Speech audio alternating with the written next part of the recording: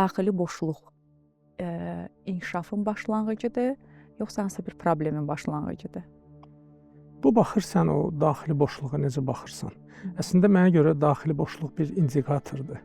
O sənə bir mesajlar verir ki, vəziyyəti dəyişmək lazımdır. Və dərindən bir fəlsəfi baxsan o daxili boşluğa, o sənə həyatının istiqamətini göstərə bilər. Əgər boşluq varsa, deməli ya sən öz yerində deyilsən, ya mühit uyğun deyil sənə və yaxud da ki, həyatın mənasını tapmamısan. Bizlər nə edirik? Daxili boşluğu qaçmaqla və yaxud da nəsə müvəqqəti bir uyğun olmayan bir şeylərlə doldurmağa çalışırıq. Nəticədə biz problemi həll eləmirik, problem olduğu kimi qalır. Ancaq müvəqqəti olaraq hansısa bir mərhələdən keçirik. O keydicilər var. Vurursan ağrını götürür, ancaq problem həll olmur. Həyatda bir çox halda bizim davranışlarımız o cürdür. Biz ağrını keydirik, problem qalır. Bu bizi yaşamağa, davam etməyə yardım eləyir. Ancaq problem gizli şəkildə qalır. Yerində olduğu kimi qalır. Sadiq Hidayətin bir əsəri var, Kor Bayquş əsəri. Əsərin proloqunda belə bir söz yazır. Deyir ki, həyatda deyir elə ağrılar var ki, o insanı içdən xərçəng xəstəliyi kimi yeyir.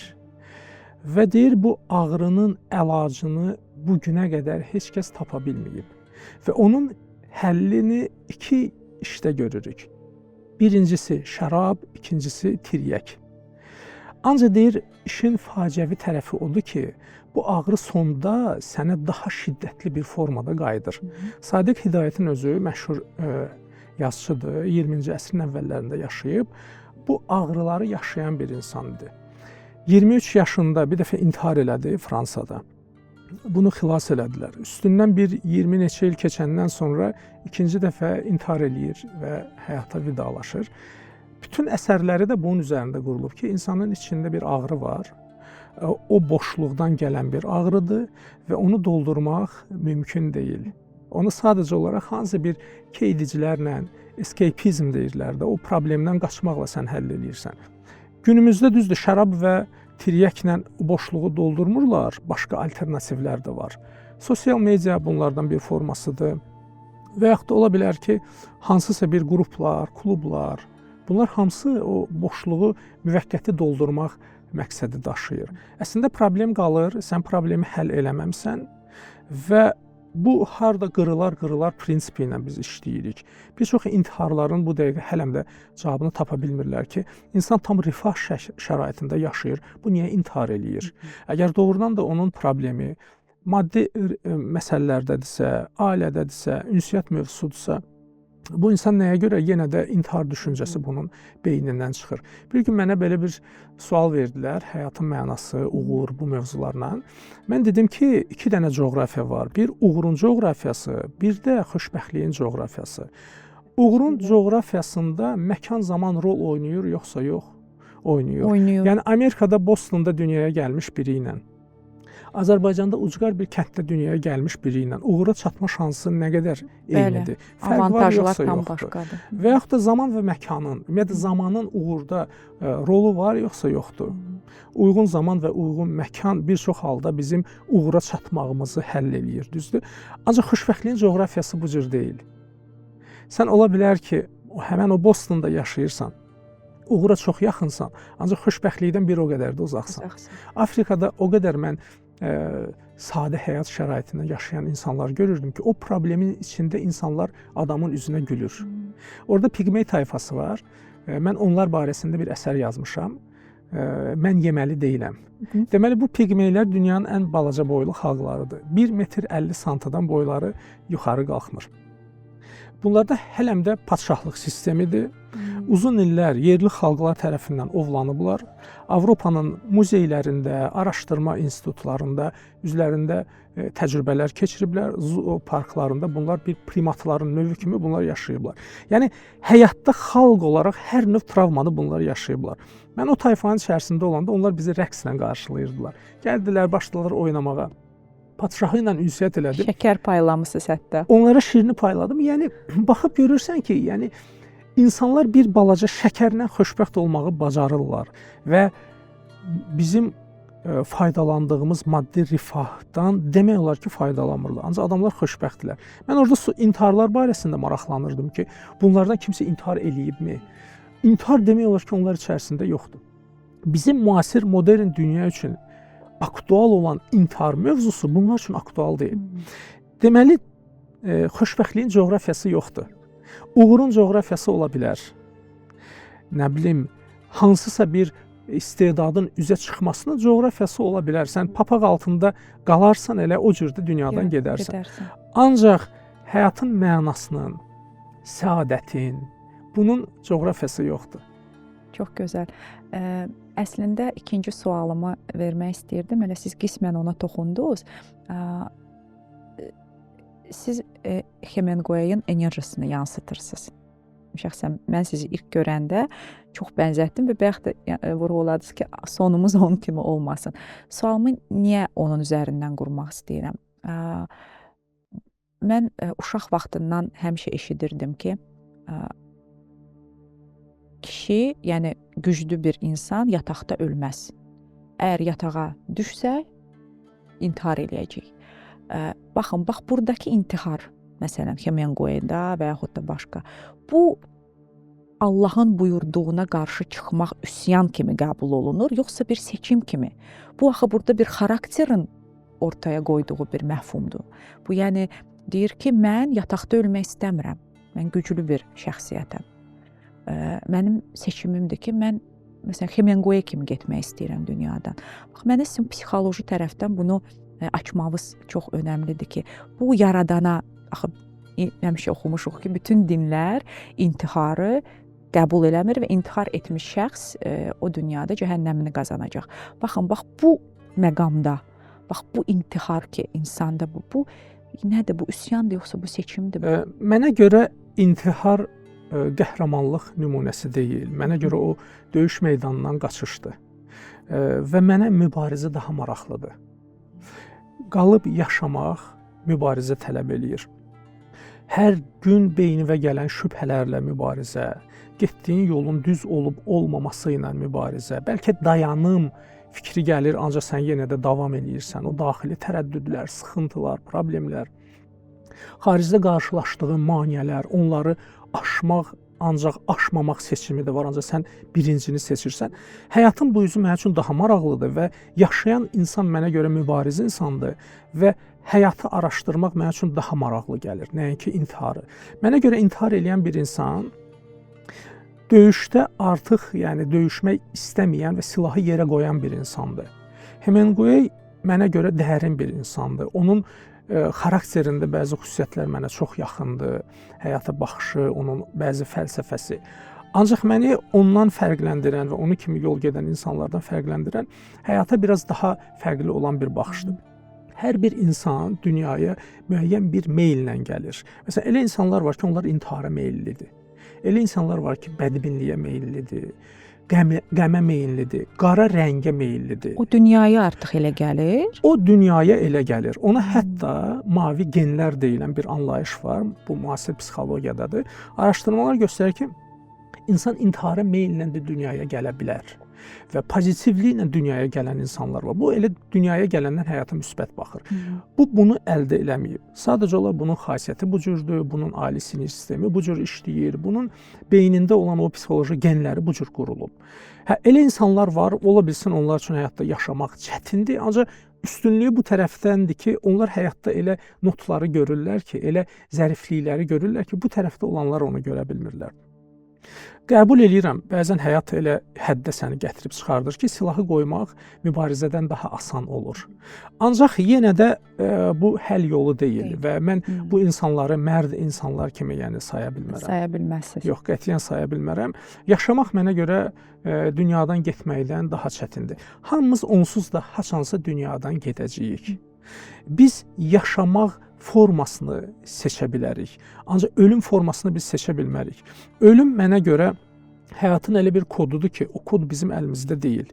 Ancaq bir tərəfdən də bizim əlimizdədir. Yəni, intihar eləyən insan yaşamaq və yaşamamaq arasında bu həyata yox deyən insandır, düzdür? Deməli, yox demə imkanı var.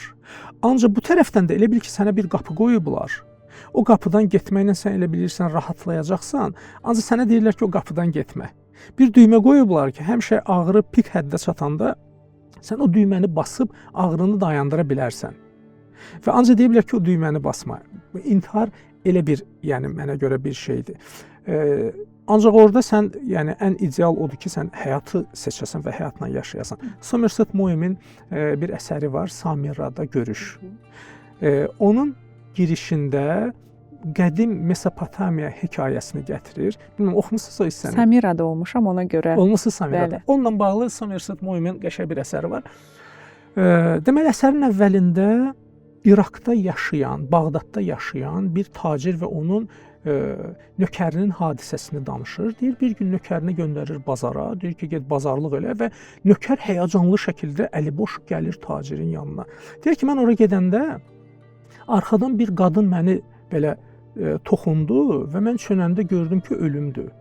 Və ölüm əli ilə məni hədələdi. Bu günləri o mənim canımı alacaq.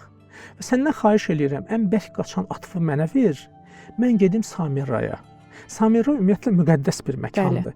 Bağdaddan da müqəddəsdir və toxunulmaz bir məkandır. Enerjisi də möhtəşəmdir. Enerjisi başqadır. Mən ümumiyyətlə məkanların enerjisinə inanan bir insanam və təcrübə olaraq onu hiss edirəm. Antarktidada olmuşam, Alyaskada olmuşam, Afrikada olmuşam, Samirra'da olmuşam.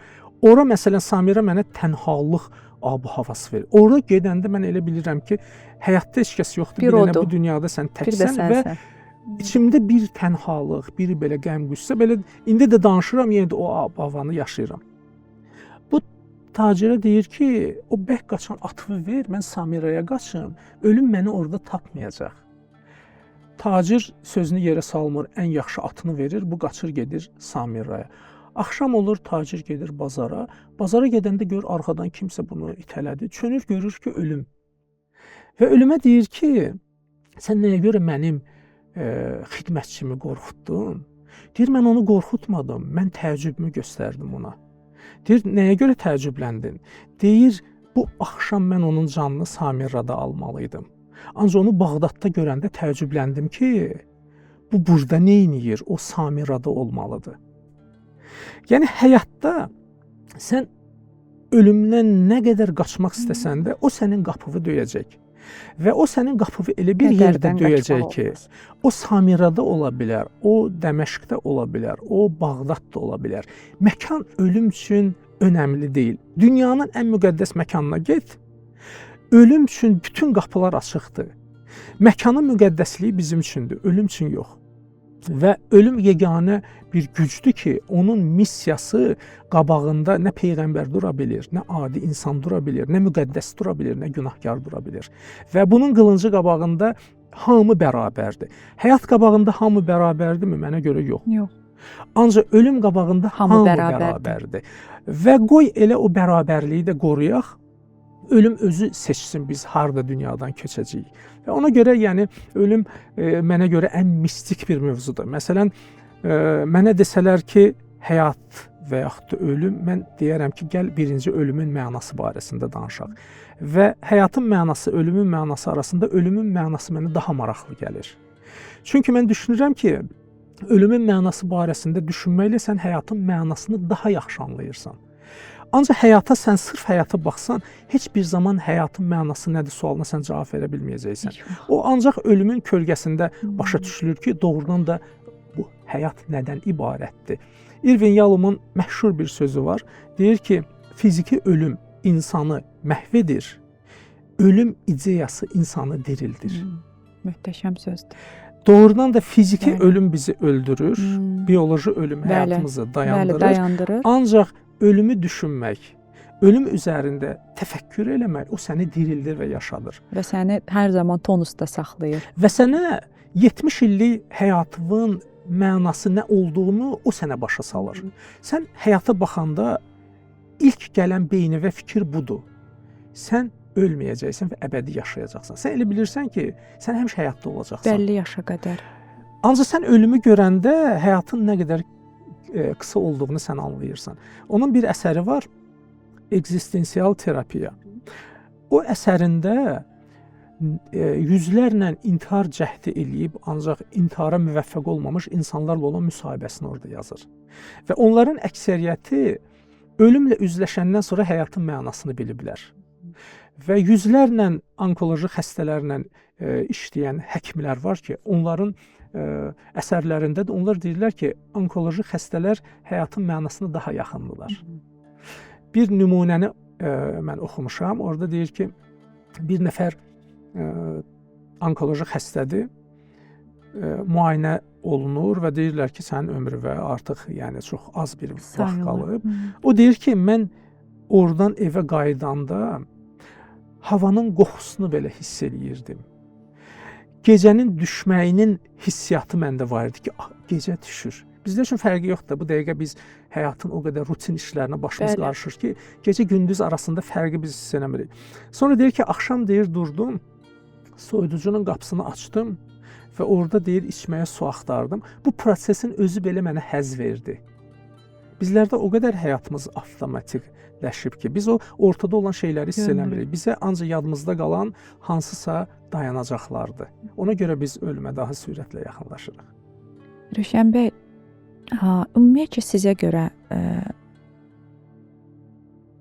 itaətkar və heç bir sualı olmayan, şübhəsi olmayan mömin inancı daha güclüdür, yoxsa içində daim şübhələri olan və hər zaman yaradana nəsə bir suallar verən, ondan nələrsə gözləyən, hətta bəzən ondan belə deyim, polemika aparan.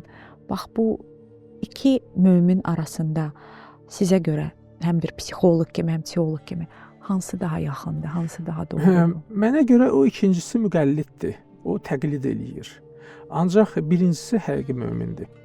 Ona görə ki, şübhə nədir? Şübhə körpüdür. Və sən körpü üzərində evi tikməzsən. Körpü bir sahildən digər sahilə keçmək üçündür. Şübhələr bizi bir mərhələdən digər mərhələyə aparırlar.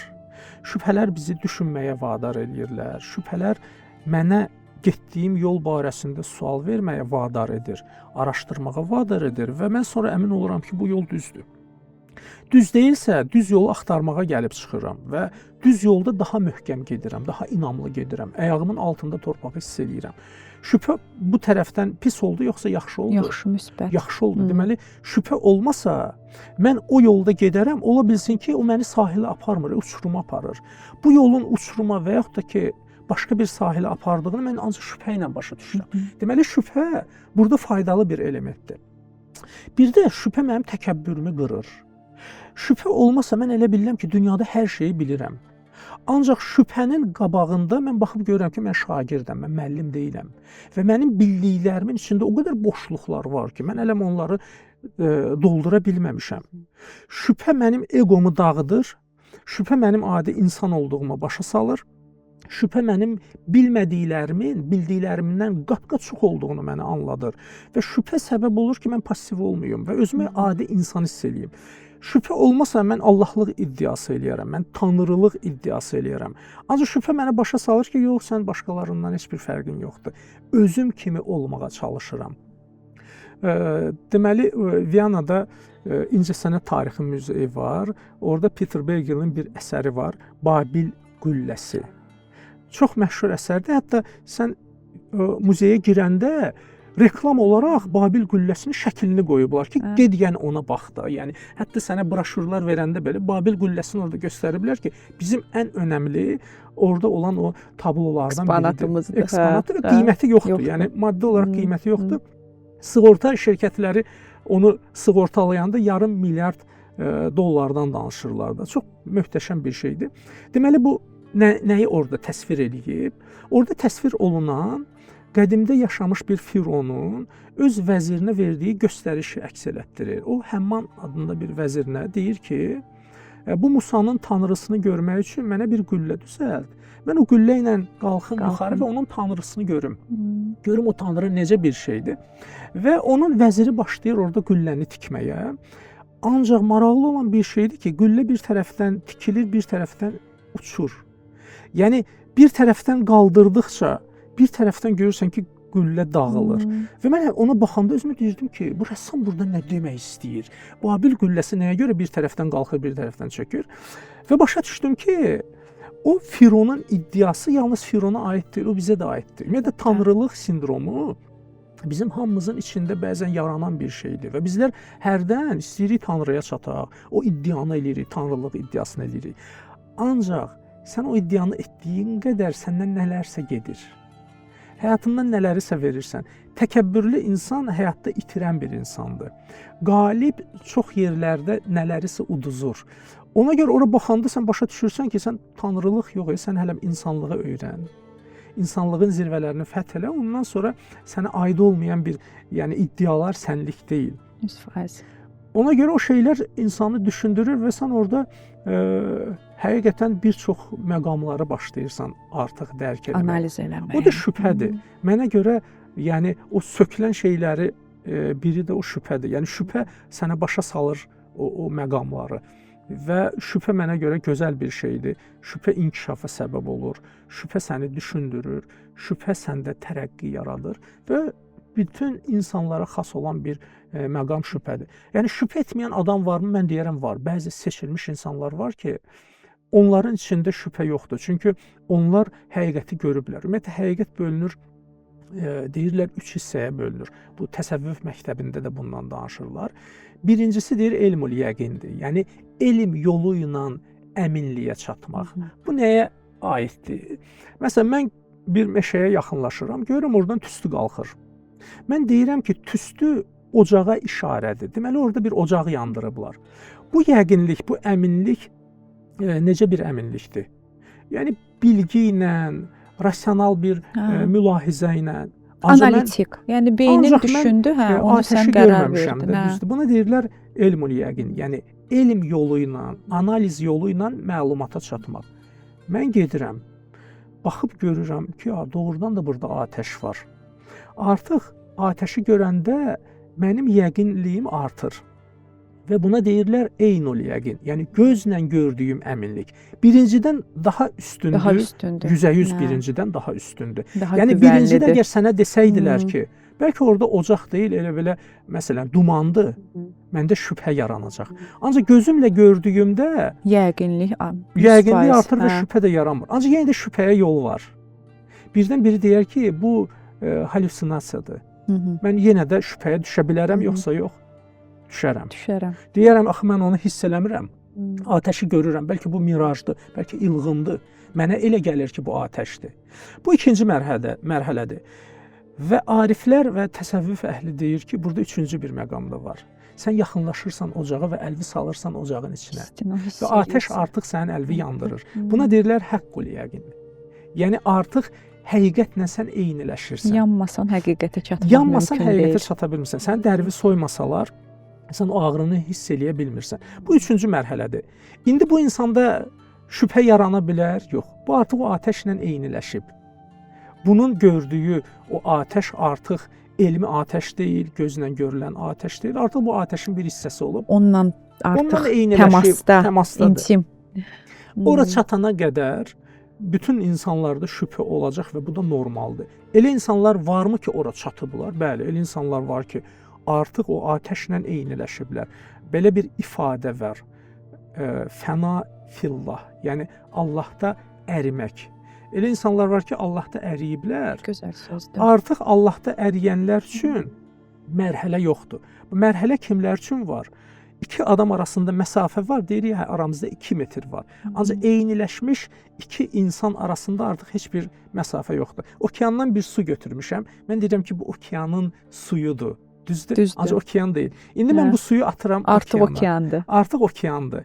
İnsan Allahda fəna olanda, yəni yox olanda, artıq onu sən o Tanrıdan, Allahdan sən onu ayıra bilmirsən. Ondan artıq eyniləşmiş olur. Orada şübhə yoxdur. Nə gözəl. Ora çatanda artıq orada tərəddüd yoxdur. Ariflərin irfani məqamı var. Bu İbn Sinanın İşarat və Tənbihat adlı bir əsəri var. Ariflərin məqamı orada 10 fəsildən biridir. O deyir ki, şübhənin növlərindən danışır. Və baxıb görürsən ki, şübhənin irfani növü də var. Biz indiyənə kimi danışdığımız şübhə, bu psixoloji şübhədir. Elmi şübhədir. Ancaq bir dənə irfani şübhə də var. İrfani şübhə Allahda fəna olmamışdan əvvəl yaranan şübhədir. Deməli, şübhə ora qədər səndən əl çəkmir. Son anda sənə bu fikirləri deyir ki, bəlkə bu suyu okeana atmayasan. Əlində var da. Sən əgər əlində saxlasan, daha böyük bir mərhələyə çatmamış olursan. O balaca bir stəkandakı okeanın bir hissəsi ilə qane olmuş olursan. Səndə böyük bir mərdlik istəyir ki, sən o şübhəni aşasan və o suyu atasan okeana. Siz səyahətlərə çox zaman həm də ona görə gedirsiniz ki, o bəzi şübhələri beyninizdən atmaqdan ötürü. Səyahət sadəcə şübhələri aradan aparmır. Mən səyahətdə özümlə tək oluram və özümlə baş-başa qalıram. Və belə bir mənə görə belə bəzən deyirlər, məsələn, darıxdım. Yəni sən özün üçün maraqsızsansa, sən 5 dəqiqə özündən qala bilmirsən, darıxırsan. Əgər özün özünə maraqlıdırsa, sən 1 ay da tək qala bilərsən, nə bilim, 1 il də tək qala bilərsən. Yox, əgər özünlə 5 dəqiqə vaxt keçirə bilmirsənsə, deməli sən özün üçün ən maraqsız insansan. Ümumiyyətlə maraqsız insansan. Maraqsızsan. Səyahətdə ilk səyahətlərdə darıxma hiss olurdu. Ancaq sonradan özünlə danışmaq, özünlə ünsiyyət, özünlə tək qalmaq, ümumiyyətlə özümlə bir yolculuq eləyim, görüm ki, yəni zəif tərəflərim nədir? Ümumiyyətlə sən necə insansan? Yəni adam özünə deyir ki, Rövşən, sən necə insansan? Yəni mən dostlarımı özümdən daha yaxşı tanıyıram, ailə üzvlərimi özümdən daha yaxşı tanıyıram. Səfərlər imkan verir ki, özünlə yol yoldaşı olursan və özünü tanıma imkanı yaranır Sizin səndə. tək anınızdakı yaradana yaxınlaşdığınız tək an o səyahətlərdə olub, yoxsa daha əvvəl? Və yaxud da hansı səyahət sizi ona daha çox yaxınlaşdırıb? Təkan mənə görə zahirdə təkan kimi görsənir və tək anda baş verən bir dəyişiklik kimi görsənir. Ancaq o təkanlarda, o tək anlarda olan təkanların arxasında uzun müddətli bir seçimlər var. Bəzən deyilir ki, bu insan oyandı. İrfanda deyirlər buna yəqsə oyandı. Bu oyanış bir anda baş verən bir hadisə deyil. Bunun arxasında illər dayanır və düzgün seçimlər dayanır. Oyanışımız bizim düzgün seçimlərimizin nəticəsində yaranan bir şeydir. Mənə görə həyatda ani heç bir şey olmur. Səbəbsiz heç bir şey olmur. Onun arxasında müəyyən bir səbəblər var. Sadəcə olaraq o ani dəyişikliklər ani baş verir. Mənə elə gəlir ki, bu adam oyandı, gözləri açıldı. Ancaq ora gələn yol hardan başladı? Bunun atdığı düzgün addımlardan. Məşhur bir mistik var. Məsnəvi adlı bir əsəri də var. Mövlana deyirlər, Cəlaləddin Rumi. Bu insanın oyanışı barəsində maraqlı bir hekayə danışırlar. Deyirlər ki, Mövlana Məsnəvini yazmamışdan əvvəl, Məsnəvi bu dəqiqə irfan və təsəvvüf məktəbində bütün ariflərin istinad elədiyi əsas belə bazı kitablardan biridir. Müdrikliklərlə dolu olan bir əsərdir. Bu əsəri yazmamışdan əvvəl adam tanınmış alim idi. Yaşadığı məntəqədə böyük hörməti var idi. Bir gün hovuzun yanında bu insan öz kitablarını oxuyur. Oxuduğu da dərin müdrik kitablardır, atasından miras qalmış qədim əsərlərdir. O kitabları oxuyur. Bunun yanından bir yaşlı kişi keçir. Qayıdır ona deyir ki, nə oxuyursan? Bu da ona bir alim təkəbbürü ilə yaxınlaşır. Heç cavab vermir də, yəni görmürsən kitab oxuyuram, sən bunları anlaya bilməzsən. Belə bir rişxətlə belə bir söz deyir. Həmən şəxs kitabları götürür, atır hovuza. Bütün kitablarını götürür, atır hovuza. Hovuza atanda Mövlana cumur hovuzun içinə və suyun içindən o kitabları çıxardır. Kitabları hovuzun içindən çıxardanda baxıb görür ki, heç bir vərəqədə islanmayıb. Ondan soruşur ki, bu nədir, bu necə baş verdi? O da qayıdır ona deyir ki, sən də bunları anlamazsan. Ondan sonra bu kişidən əl çəkmir. Həmən şəxs olur Şəms Təbrizi. Şəms Təbrizi ilə Mövlananın ilk tanışlığı belə olur. İlk tanışlığı bu cür olub. Bir insanın qəlbini sındırır. O sınma bunda bir oyanış yaradır. Və yaxud ki, o odla insanın təması kimi. O təmas olmasa, o insan oyanmaz. Ancaq o təmasda hamı oyanırmı? Yox, hamı oyanmır. Yəni Şəmsin qarşılaşdığı o qədər insanlar ola bilər ki, onlarda o oyanış baş verir. Bir anda Mövlana necə oyandı? Necə Məsnəvinin müəllifinə çevrildi? Mən deyirəm ki, o bir anda baş vermədi. Bu insan nəyisə axtarırdı, içində o şübhələrdən danışdıq. Getdiyi yol barəsində müəyyən şübhələr var idi, o seçimləri var idi. Ancaq o bir an onun üçün bir təkan oldu. Mən psixoloq kimi sizə yəni suallar, yəni sizin psixoloq kimi rəylərinizi, amma bir də sizin yazıcı tərəfiniz var ki, o tərəfiniz də çox maraqlıdır. Məsələn, bir qorxaq adam mərdlikdən yaza bilər və yaxud da cəsarətsiz adam cəsarətdən yaza bilər ki, olub ki, elə presizentlər olubdur. Yəni ki, müəllif yazdığı qəhrəmanı ilə tam tərs mütənasibdir. Və o zaman o oxucuya nə yansıta bilir? Yəni ki, belə deyim də, o yaşamadığı bir şeyi insan necə yaza bilər? Məsələn, mənim üçün o həmişə çox maraqlı olub.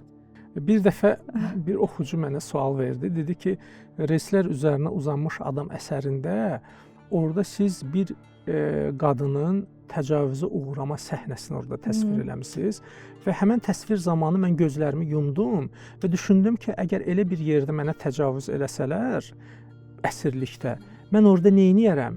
Və baxıb gördüm ki, eyni siz orada təsvir elədiyiniz kimi orada eləyərəm. Orada bizim qəhrəman gözünü bağlayır, öz həyat yoldaşı ilə bir səfərini başlayır xatırlamağa, onunla olan dialoqunu, həyatının gözəl yerlərini başlayır xatırlamağa. Və dedi ki, mənə maraqlıdır ki, bir kişi bu qadının bu hisslərini orada necə təsvir eləyə bilər. Təsvir, yəni mənə görə bizim fərqimiz cismimizdədir. Bizim cinsiyyətimiz, bizim irqimiz, bütün bunlar hamısı bizim fiziki tərəfimizə aiddir. Ruhun nə cinsi var, ruhun nə irqi var, nə milləti var.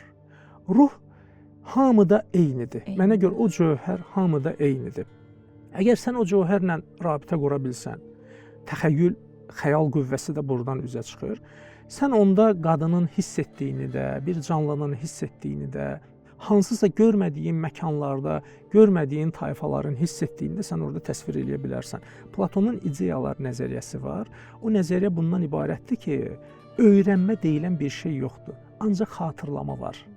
Mən hansısa bir həqiqətlə təmas eləyəndə mənim beynimin bir klapanı açılır, məlumat orada xatırlanılır. Hətta o öz qulunu yanına çağırır. Bu nəzəriyyəni bəzilərinə sübut eləmək üçün riyaziyyatdan başı çıxmayan quluna bir neçə suallar verir, öz əsərində də onu qeyd edir. O başlayır riyaziyyatın ən dahi insanları kimi o tənlikləri həll eləməyə. Və sonra deyir ki, həyatda öyrənmə deyilən bir şey yoxdur. Öyrənmə xatırlamadır. Biz peyğəmbərlərin missiyalarına da baxanda görürük ki, onların iki xüsusiyyəti var. Onlardan biri də xatırladıcılardır. Bunlar xatırladırlar. Yəni bizim ruhumuz, ruhani tərəfimiz bütün məlumatlarla zəngindir. Sadəcə olaraq o məlumatlar bazasında bir yol tapmaq lazımdır. Sən yol tapsan, orada istədiyin məlumatları sən əldə edə bilərsən. Çox gözəl. Sonda mən bunu evdə tapdım. 1982-ci ildə Ədəbiyyat və İncəsənət qəzetində bax belə bir şarj. Koroğlu ərizə ilə oturub Keçəl Həmzənin qəbulunda. Bu nədir? Hədiyyədir mənə? Budur, mən sizə... Həm nəsə bu, yoxsa bu izah eləməliyim? Yox, mən bunu sizə həm də hədiyyə kimi vermək istəyirdim. Yaxşı, bunu necə izah eləyərsiniz? Yəni ki, bunu... Koroğlu və Keçəl Həmzə özdə biri onun qapısında. 82-ci ildə Koroğlu ərizə ilə oturubdu Keçəl Həmzənin qəbulunda. Əslində indiki dövrü əks elətdirirlər. Koroğlular elə Keçəl Həmzənin bu dəqiqə qapısı ağzındadılar. Mən sonda elə onunla bitirmək istəyirdim ki, gəlin mən hər ikimizə, ümumiyyətlə hər kəsə arzu eləmək istəyirəm ki, biz düşdüyümüz situasiyadan asılı olmayaraq öz simamızı və əsl daxili kimliyimizi itirməyək. Çünki onu bizə bəxş eləyən var, bizi yaradan var və bizi necə görmək istəyirsə, seçim bizim öz əlimizdədir. Yəni hər şey onun boynuna atmayaq. Çox sağ olun ki, gəldiniz. Minnətdaram, çox sağ olun. Bu da sizə. Təşəkkür edirəm hədiyyənizə görə.